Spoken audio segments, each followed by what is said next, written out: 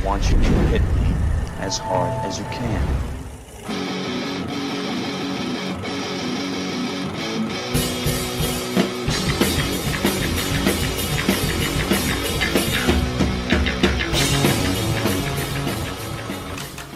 Lance Velchek here for Arrow in the Head's The Fucking Black Sheep, where we take a look at the opposing opinion of the genre's most divisive films. Comebacks. I mean, Stallone's may be the best, right? Or at least one of them. Hear me out. 7 years into acting, he writes and stars in Rocky. You know, a little movie that helped shape the sports drama. And went on to be nominated for 10 Oscars, winning 3, including Best Picture. Stallone went on to become an action icon in the 80s and early 90s. I mean, this guy was on top of the world. We got the classic one-offs, Nighthawks, Cliffhanger, Over the Top, Demolition Man, and one of my personal favorites, Cobra. You're a disease, and I'm the cure. Come on. Can we not get a Cobra sequel? The timing would be perfect. And normally as a pizza aficionado, and a man who's been working on his own recipe for the last 12 years, there was a time in my life where I would have bitched about the use of scissors. But you know what? It came to me. California doesn't have pizza. And it got me thinking, the metallic scissors probably add more flavor than the cardboard crust. Stallone created two of the most iconic American action heroes in film history, with John Rambo and Rocky Balboa. And he took these characters and turned them into franchise mainstays. But here's the thing. These two characters nearly became a joke, with Rocky V being a swing and a miss, and with Rambo III already showing franchise fatigue, even if it did well financially, and prematurely putting the nail in John's proverbial coffin. When Stallone came back with a new Rocky idea, 16 years later, I thought it was a better idea to leave the character alone. The damage had already been done. Yo, Tommy, what are you doing here? You ought to be out there celebrating, right? But I'm challenging you to a fight. You know, and then Rocky Balboa came out and matched the original with heart and soul. I'm always gonna love you no matter what. No matter what happens. You're my son, you're my blood. You're the best thing in my life. But until you start believing in yourself, you ain't gonna have a life. I was wrong. But surely Rambo, who became larger than life, almost cartoonish, was beyond saving. And he did it again. To come back with arguably the best, if not the second best, in each of their respected franchises is rare, if not statistically impossible. And though I believe the fourth entry to be the perfect ending, and maybe my favorite in the franchise, I'd like to discuss, I'd like to argue, I'd like to defend the one black sheep in the First Blood or Rambo series, and one that I think was always slightly misunderstood. Yes, Desert Rambo. So part 3 is pretty much unloved by everyone, with Stallone even calling it his least favorite. The biggest issue with it is time. 2 months after its release, Die Hard hit the ground running and changed the action landscape. People were tired of oiled up, muscle-bound heroes who were shaped like Greek gods. We were on the cusp of the everyman hero, where the action, still big, was a bit less cartoony and grandiose. This had a political undertone that would have fit perfectly a couple years earlier, as Rocky IV was perfect for '85. But the USSR was on its last leg, with Eastern Europe taking control back a year later. And having Rambo save the day, helicopter and tank, was laughable then and a parody now. Franchise fatigue. Timing can be a bitch. The Thing opened to $3 million, with a budget of $15. Shawshank won 0 Oscars and bombed in theaters. And a 39-year-old David Bowie seducing a 16-year-old Jennifer Connelly took years to catch on. But too much rejection,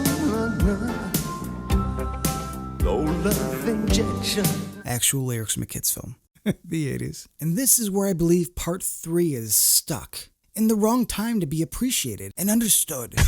Even before Rambo gets to the Colonel, we get to see why Sam Troutman made the ranks. Even as he's being tortured, he spouts some amazing 80s shit-talking.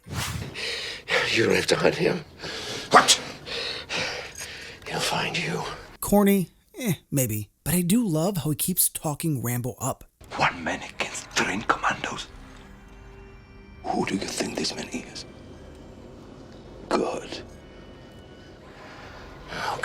have mercy. He won't. Richard Crenna is an actor of a different generation and oozes that classic Hollywood persona. I love his vocal cadence and line delivery. We just don't see this type of actor anymore. His bigger role does a lot to legitimize Part 3. You can't defeat a people like that. We tried. We already had our Vietnam. Now you're gonna have yours. So, you wish to test me? This then goes from a rescue mission to a buddy escape flick. Rambo gets a partner in this one. Having a focus on their relationship, their shared history, is what separates this from every other entry, and probably its strongest asset. Now, I would prefer it to be more melancholy in tone, as this is kinda light and fun. But having old friends watch each other's back, killing commies, and spouting some cringy one-liners. That was close, John. How are you? Well done. It's hard not to have a good time. Now, I can admit that this is something that divides fans, and for a good reason. Rambo needs a sense of sadness, as the light banter between Rambo and his old friend sort of deflates any tension. How's the wound? You told us to ignore pain, didn't you? Is it working? Not really.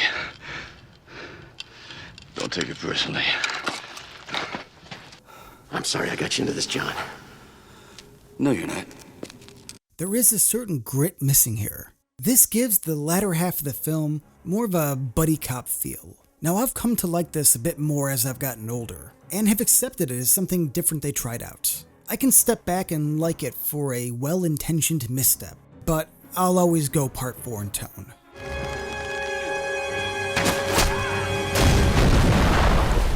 And to be honest, the passage of time has given me a better view on this exciting vibe they went with, and I've made peace with it. Stallone is Rambo. He doesn't phone it in and really embodies the character. It doesn't matter if it's a third entry in a series that people were seemingly over with. Stallone, and in turn Rambo, is at his best here, even if this isn't his strongest outing story-wise. In perfect shape. Check. Tougher than ever. Check. Great kills. Check. That phenomenal mane. Check. Seriously though, his hair shouldn't look that fresh and clean. This is where Part 3 doesn't get enough credit. It has the quintessential John Rambo. He has been elevated to God status, and I'm not the only one who agrees. We didn't make you this fighting machine. We just chipped away the rough edges.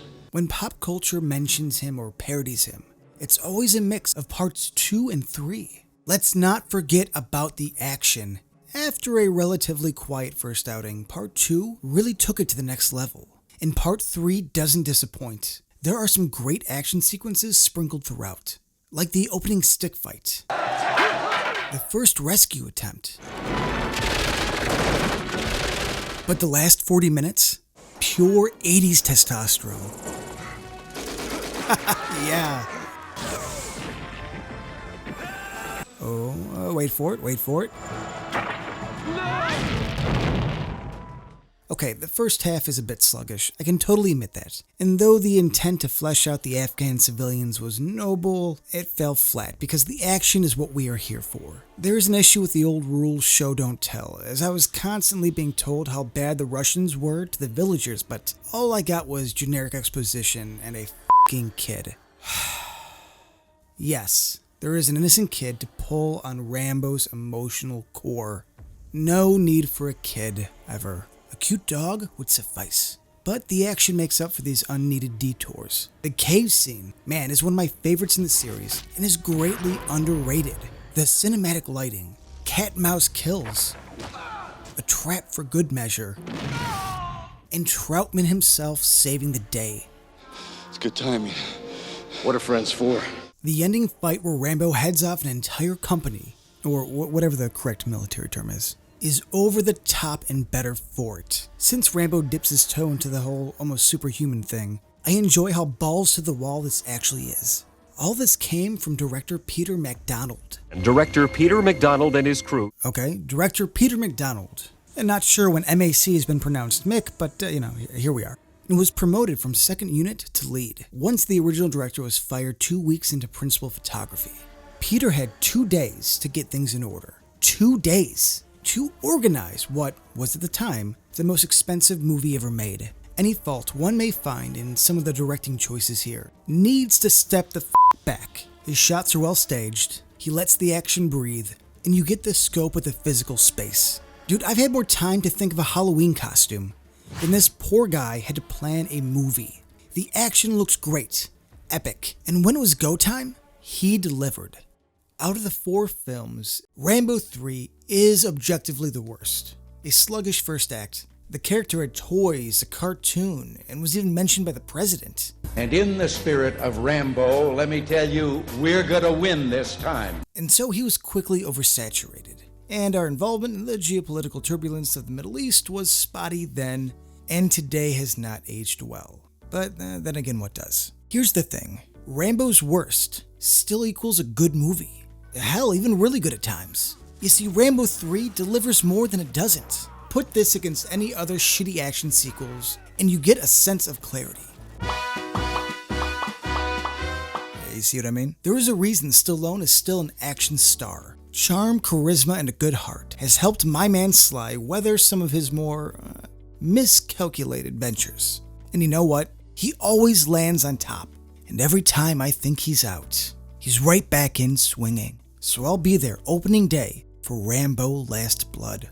You can count on it. There's a reason why Stallone is still going strong. He ain't worried about anyone else and embodies a mantra I can get behind. And my guy Mikey Mike said it best. Fuck what they say, I'm doing me. Fuck what they say, I'm doing me.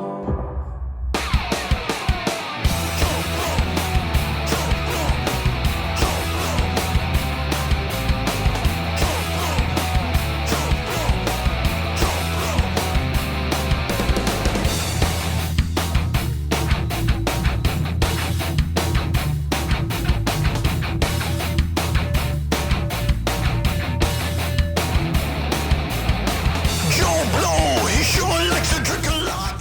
What do you say, John? Fuck him.